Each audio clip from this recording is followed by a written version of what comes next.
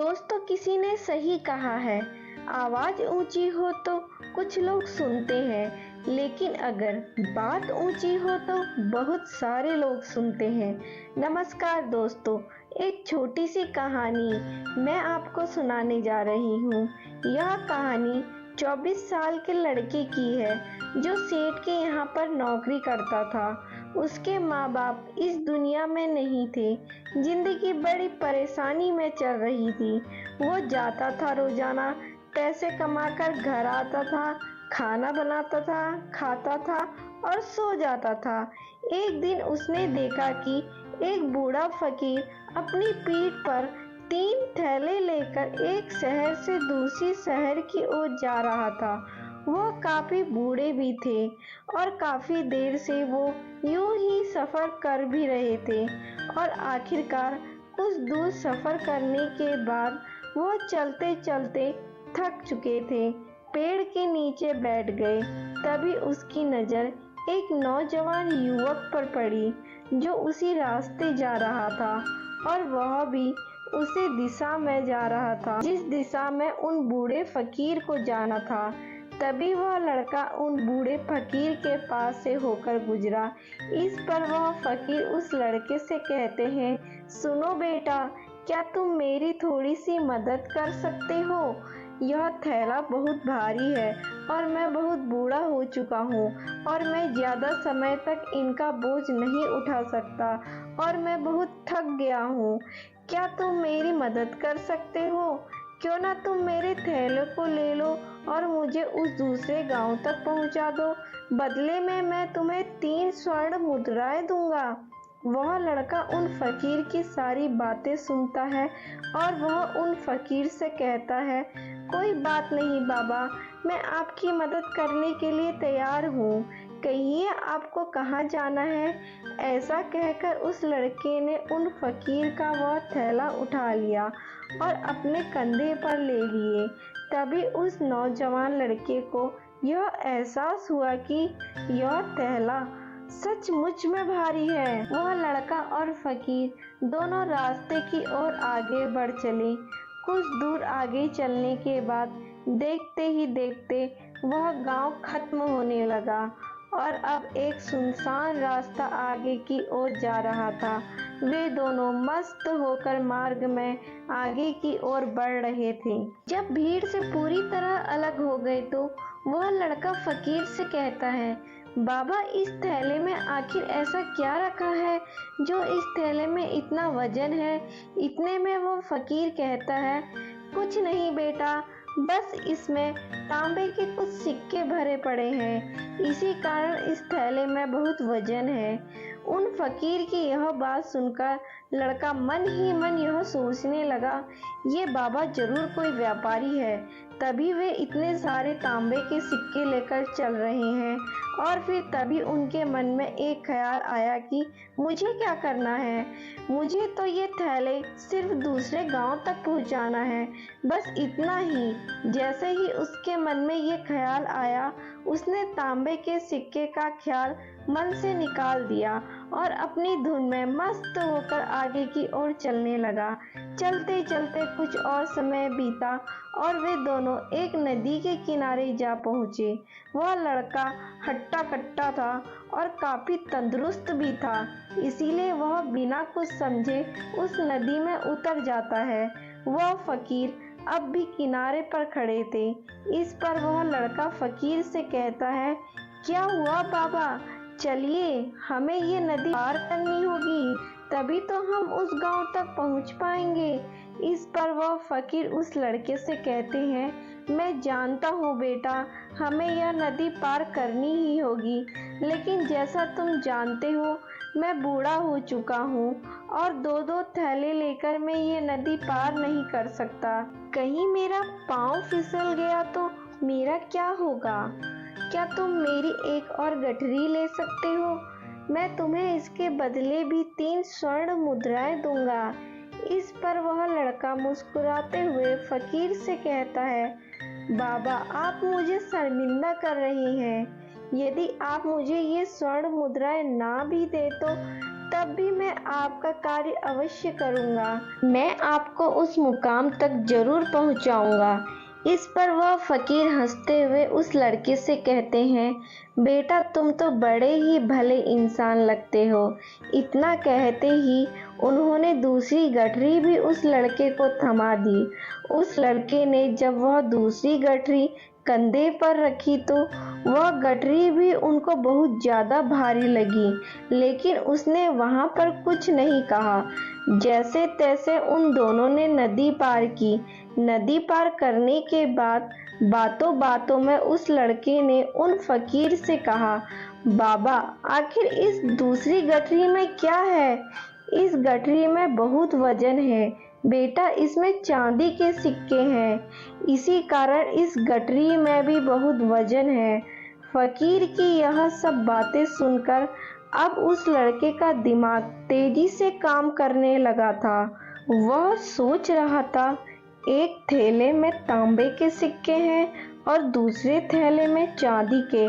ऐसा प्रतीत होता है यह फकीर बाबा कहीं दूर से आ रहे हैं और उन्होंने यह जमीन जायदाद बेचकर यह सारे सिक्के इकट्ठे किए हैं, तभी तो वह इतना धन लेकर चल रहे हैं। लेकिन वह लड़का उन फकीर से कुछ नहीं कहता और वह दोनों चुपचाप मार्ग में आगे की ओर बढ़ते चले जाते हैं। कुछ दूर आगे बढ़ने के बाद एक बार फिर एक सुनसान राह आती है।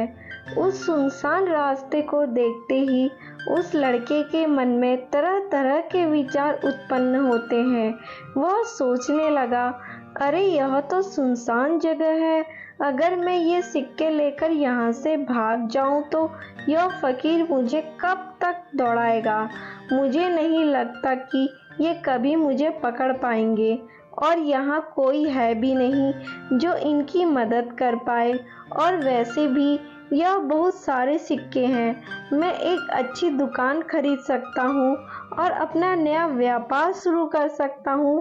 वैसे भी यह बूढ़ा फकीर अब इन पैसों का क्या करेगा? इससे अच्छा तो अब मैं ही इन्हें रख लेता हूँ। वह यह सब सोच ही रहा था कि उससे खुद पर आश्चर्य हुआ। अरे मैं ये क्या सोच रहा हूँ?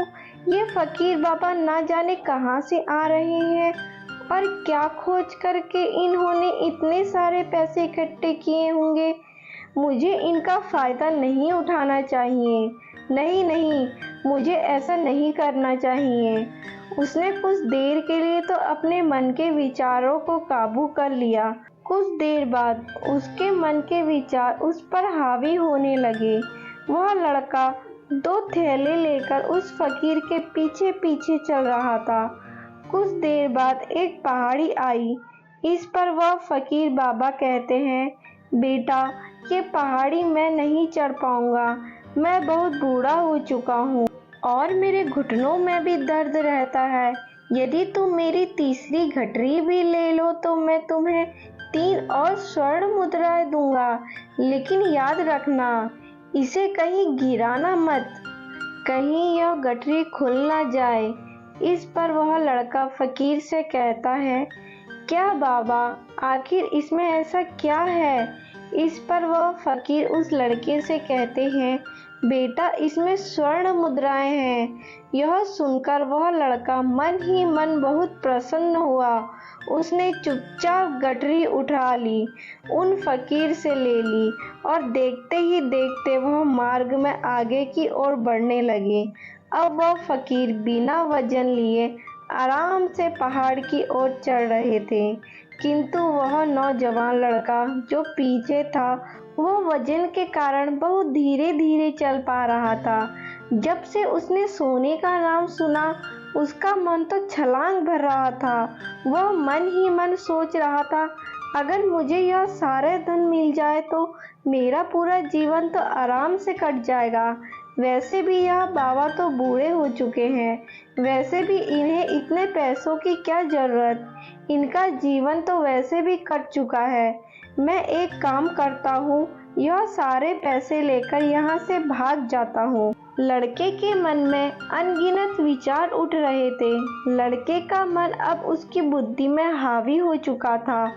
अब उस लड़के का मन अपनी बात को सही साबित करने के लिए कुछ भी कर रहा था। तभी उस लड़के के मन में एक और विचार उत्पन्न हुआ और अब की बार वह लड़का यह सोचने लगा था कि यह फकीर बाबा कोई चोर है, वरना इनके पास इतनी स्वर्ण मुद्राएं कहाँ से आई। अगर ये व्यापारी होते तो भला ये इस तरह से पैदल यात्रा तो नहीं करते। अगर इनके पास इतने पैसे थे तो यह कोई ना कोई साधन अवश्य कर सकते थे। लगता है यह कोई चोर है। चोर से चोरी करने में भला क्या बुराई है। यह सोचता हुआ वह लड़का अब वह फकीर से तेजी से आगे की ओर बढ़ रहा था और देखते ही देखते वह फकीर से आगे भी निकल चुका था और वह यह भी सोच रहा था, जैसे ही इस पहाड़ की ढलान आएगी ना, मैं इन तीनों थैलों को लेकर भाग जाऊंगा। इससे यह सारे पैसे मेरे हो जाएंगे और मेरी गरीबी भी हमेशा हमेशा के लिए दूर हो जाएगी। मैं जो चाहूँगा मैं वो कर पाऊँगा और मेरे पास बहुत सारा धन होगा। और देखते ही देखते वह दोनों पहाड़ की चोटी पर पहुँच गए। अब ढलान का रास्ता शुरू होने वाला था। तभी वह लड़का फकीर से नजरें बचाकर भागता हुआ आगे बढ़ गया। अब उसे अपना शरीर बहुत हल्का महसूस हो रहा था, मानो उसे उन तीनों थैलों का वजन तक मालूम ना पड़ रहा हो। काफी दूर दौड़ते दौड़ते जैसे तैसे बचते बचाते वह किसी तरह अपने घर पहुंचा। उसकी खुशी का कोई ठिकाना ही नहीं था।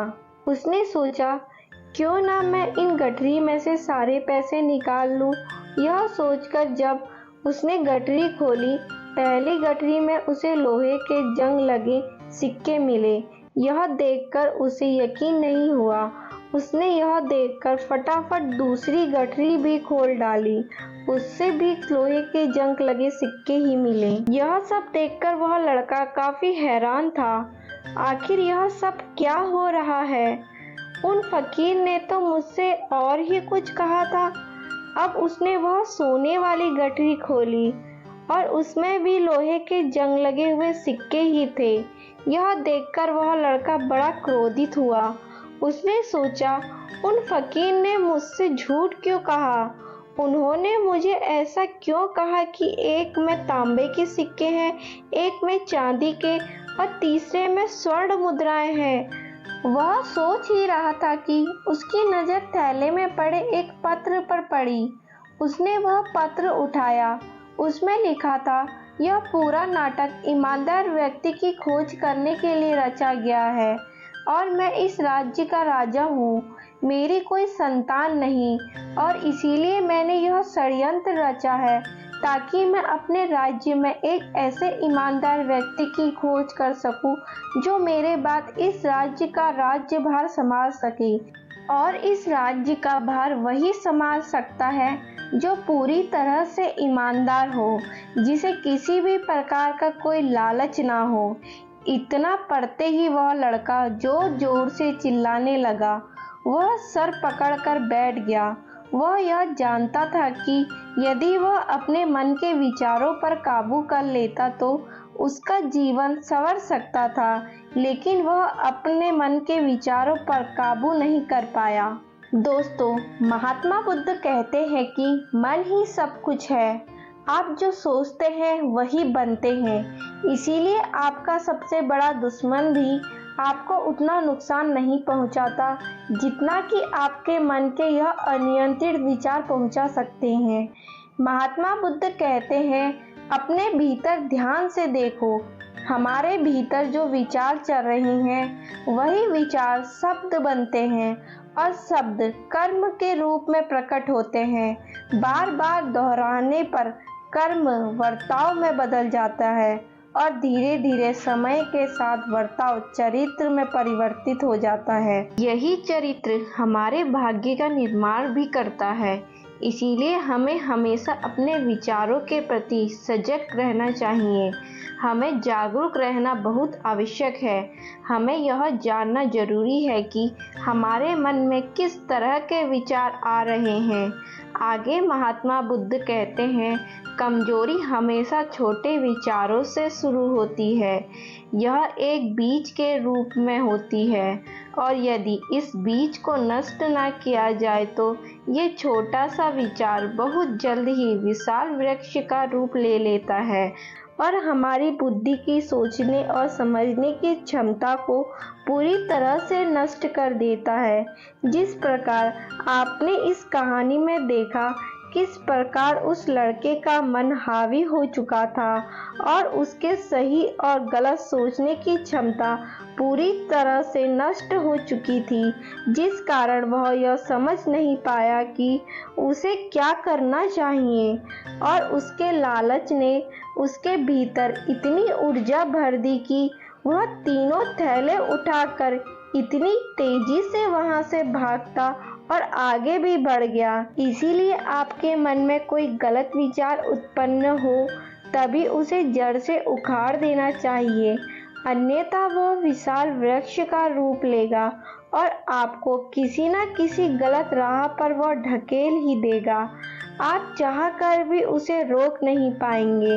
लेकिन अब आपके मन में यह प्रश्न उठ रहा होगा कि हम भला अपने मन के विचारों को कैसे नियंत्रित करें। हमारा मन तो इतना चंचल है, वह इतनी शक्तिशाली है, वह हम सब पर हावी ही हो जाता है। हम चाह कर भी उस पर नियंत्रित नहीं कर पाते। इसके जवाब में महात्मा बुद्ध हमें दो बातें समझाते हैं। पहली बात, सही इरादा विकसित करो। कई बार आपने देखा होगा आपके मन में कुछ और होता है किंतु आप कहते कुछ और हैं, क्योंकि आपके मन के भीतर जो कुछ बसा है वही आपके मुंह से बाहर निकल रहा है। लेकिन हमसे वही गलती हो जाती है तो उसके बाद हमारा मस्तिष्क सही से काम करना शुरू कर देता है। हमारे सोचने समझने की क्षमता फिर से जागृत हो जाती है और ऐसी अवस्था में हमें यह एहसास होता है कि हमसे गलती हो गई है और फिर हमारा मन दुखी हो जाता है, हमारा मन अफसोस से भर जाता है।